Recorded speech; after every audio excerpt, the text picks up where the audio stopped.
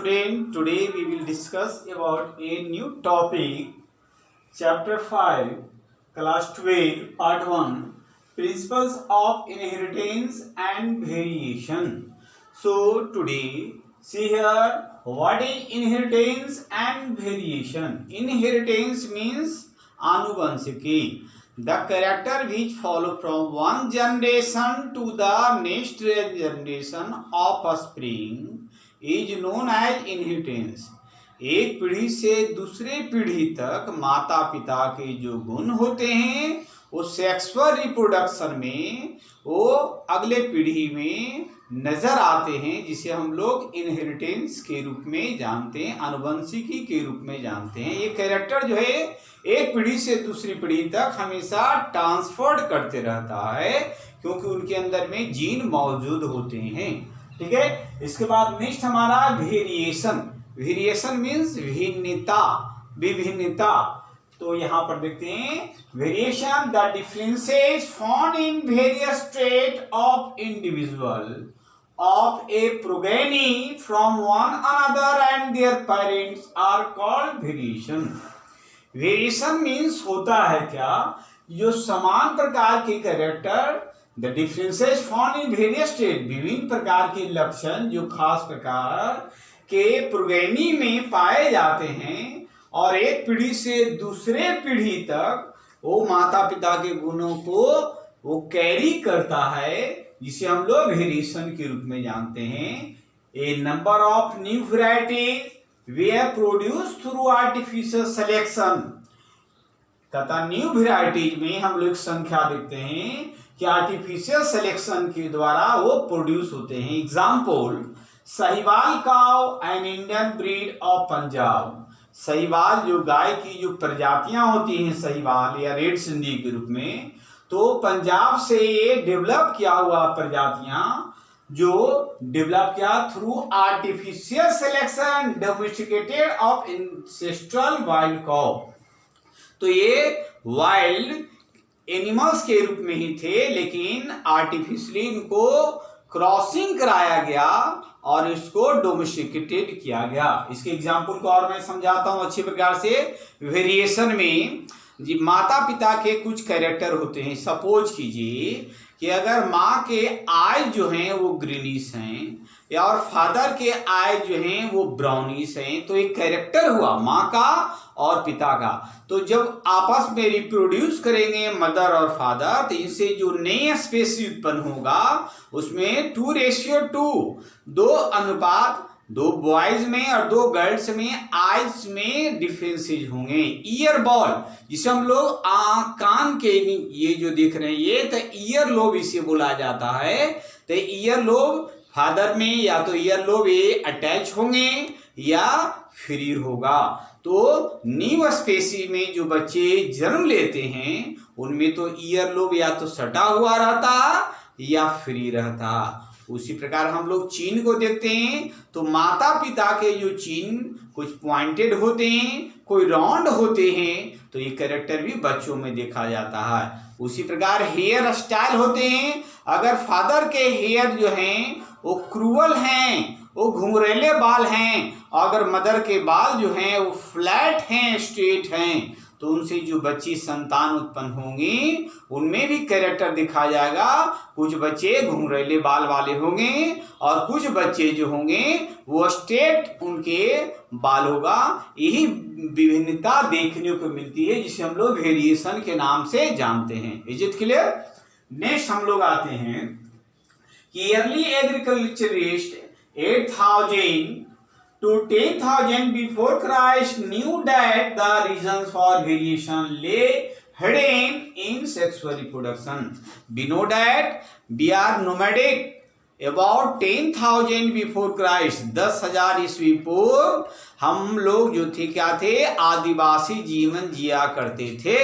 लेकिन किसी तरह हम एग्रीकल्चर का डेवलपमेंट हुआ और हम सभी जीव जंतुओं को पालना शुरू किए, जिसे यहीं से एग्रीकल्चर का डेवलपमेंट होता है। अब उसके बाद नेक्स्ट हमारा ऑफ स्प्रिंग। क्या होता है offspring? The individual form from sexual reproduction are called offspring. जो खास प्रकार के कैरेक्टर जो होते हैं सेक्सुअल रिप्रोडक्शन के फलस्वरूप नई जो जातियां उत्पन्न होती हैं वो प्राप्त होता है, जिसे हम लोग ऑफस्प्रिंग के रूप में जानते हैं या न्यू जनरेशन भी इसे बोल सकते हैं। नेक्स्ट, क्लोन क्या है? What is clone? DNA cloning के बारे में आप पढ़ते हैं, डुप्लीकेट उत्पन्न हो जाना। तो क्या था? The individual form from asexual reproduction are copies of their parent because they possess the same genotype. The group of individual having the same genotype is called clone. जो इंडिविजुअल मीन्स खास प्रकार के asexual reproduction के फलस्वरूप उनसे समान प्रकार के कॉपीज जो प्राप्त होते हैं माता पिता से, यही कैरेक्टर जो होते हैं वो जीनोटाइप में पास करता है। मैं आगे बताऊंगा जीनोटाइप और फेनोटाइप क्या होता है। द ग्रुप ऑफ इंडिविजुअल, इस समान प्रकार के ग्रुप जो समान प्रकार के जीनोटाइप कैरेक्टर को रखते हैं, जिसे हम लोग क्लोन के रूप में जानते हैं, या आसान लैंग्वेज में इसको बोल सकते हैं कि एसेक्सुअल रिप्रोडक्शन और सेक्सुअल रिप्रोडक्शन के फलस्वरूप जो नई जातियां उत्पन्न होती हैं हाइब्रिडेशन के फलस्वरूप में, जिसे हम लोग क्लोन के रूप में जानते हैं। ये तो आसान है आपका। अब आइए, क्या था रेमेट्स? क्या? What is ramets? The members of a clone are called ramets. Clone के जो सदस्य होते हैं जिसे हम लोग रेमेट्स के नाम से जानते हैं। एक इंपॉर्टेंट है वर्ड, जीन क्या है? A gene is a unit of DNA on a chromosome which governs the synthesis of one protein that control a specific characteristic or trait of an organism is called gene. क्या होता है कि gene, chromosome के बारे में आपने पढ़ा होगा। क्रोमोजोम का structure thread like rod shaped होता है और क्रोमेटिन के स्ट्रक्चर जो होते हैं वो थ्रेड लाइक होते हैं। तो क्रोमोजोम डीएनए और प्रोटीन से मिलकर बना होता है और इसी क्रोमोजोम के अंदर में जीन मौजूद होते हैं, जो जीन पेयर के रूप में होते हैं, जोड़े के रूप में होते हैं, क्योंकि वो सेक्सुअल रिप्रोडक्शन के फलस्वरूप एक कैरेक्टर को सेपरेटली दिखाते हैं।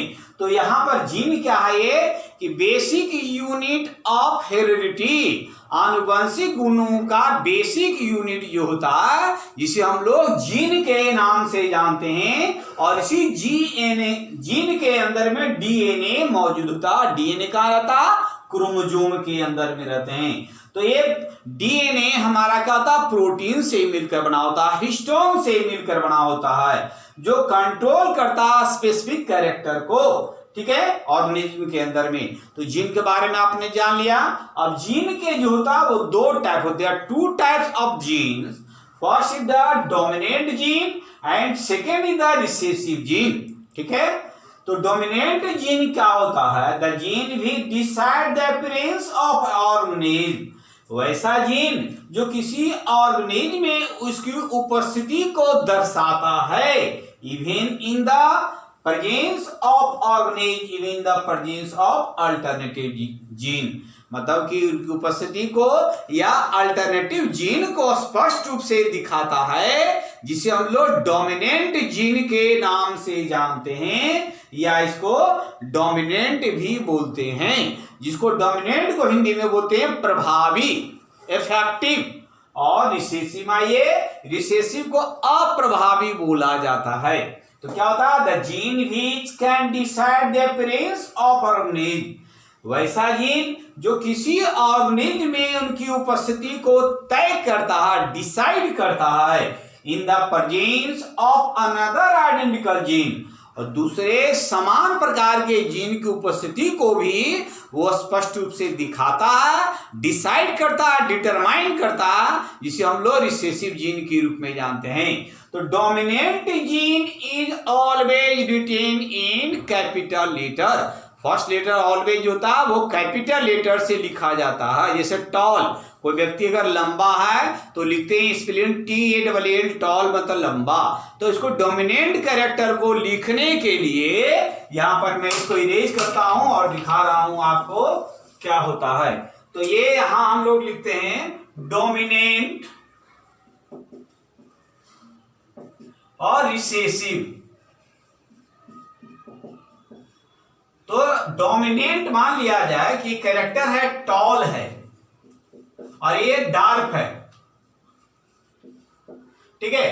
तो टॉल को हम लोग कैपिटल लेटर से लिखेंगे टी, कैपिटल टी के द्वारा, और रिसेसिव को हम लोग लिखेंगे स्मॉल टी के द्वारा। ये तो क्लियर समझ में आ रहा है। ये तो ये हम लोग डोमिनेंट के बारे में जाने और रिसेसिव के बारे में जाने। तो उसी प्रकार यहां पर हम लोग दिखाते हैं येलो और ग्रीन को, राउंड और ब्रिंकल को। उसी प्रकार देखिए राउंड एंड ब्रिंकल कैरेक्टर, राउंड को आर के रूप में लिखे कैपिटल के रूप में, और ब्रिंकल को यहां स्मॉल आर के रूप में लिखा जाता। आगे मैं कैलकुलेशन में बताऊंगा। तो ये आपके डोमिनेंट कैरेक्टर हुए, ये डोमिनेंट हुआ और ये हमारा रिसेसिव के रूप में हुआ। अब हमारे कहता है कि जे मेंडल नाम के जो साइंटिस्ट थे, इन्होंने क्या होता गार्डन पी प्लांट पर रिसर्च किया और ढेर सारे पौधों के कैरेक्टर को देखा। दुनिया में जितने प्रकार के थे, लेकिन सब में क्या था, वेरिएशन था, भिन्नता था। उनके शेप, साइज, कलर, हाइट, ये डिफरेंट डिफरेंट कैरेक्टर थे।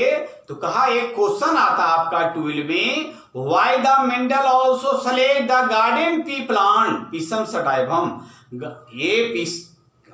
ये जॉर्ज मेंडल ने गार्डन पी प्लांट को ही क्यों सेलेक्ट किया था एक्सपेरिमेंट करने के लिए। गार्डन पी प्लांट को बायोलॉजी में बोला जाता पिसम सटाइवम। क्या बोला जाता, पिसम सटाइवम। तो क्या था कि इस प्रकार के जो पौधे थे उसके अंदर में सेल्फ पोलिनेशन की प्रॉपर्टी थी। दूसरा क्या था, इनका लाइफ जो था शॉर्ट ड्यूरेशन ऑफ लाइफ था। तीसरे कैरेक्टर ये थे कि ये इजिली अवेलेबल थे। चौथा कैरेक्टर था कि इनमें सेल्फ फर्टिलाइजेशन पोलिनेशन था ही, और साथ साथ एक कैरेक्टर था 9+1, 9 स्टामेन थे और एक कार्पल था। ठीक है, तो ये दो दल में मिले थे, इनको बोला जाता डाइडेल्फस। एक झुंड में रहता उसको बोलते हैं मोनोडेल्फस। जैसे चाइना रोज मुड़हुल में देखते हैं लंबा सा डंठल रहता जिसको मोनोडेल्फस बोलते हैं। और ये पिसम सटाइवम में मटर के पौधे जो होते हैं या सीम के फ्लावर जो होते हैं उनको ट्रेस कीजिएगा तो 9+1 मिलेगा, दो झुंड में मिलेंगे, इसलिए इनको डाइडेल्फस बोलता है। तो इसलिए मेंडल ने इनको सेलेक्ट किया था। इसके अलावा मेंडल ने क्या किया था, 7 कंट्रास्ट कैरेक्टर थे जो वैरी था, अलग अलग था। क्या क्या था भैया, ये सीड शेप थे। पहला कैरेक्टर था सीड शेप, तो सीड शेप क्या था, राउंड था। पहला कैरेक्टर डोमिनेंट में था राउंड और ब्रिंकल। दूसरे कैरेक्टर जो थे क्या सीड का कलर था। कैसा सीड था ये, तो ये येलो कलर थे। तो येलो कलर को कैपिटल वाई के द्वारा डोमिनेंट में, और इनके रिसेसिव में इनके कैरेक्टर जो थे वो ग्रीन कलर थे, तो इनको स्मॉल वाई के द्वारा।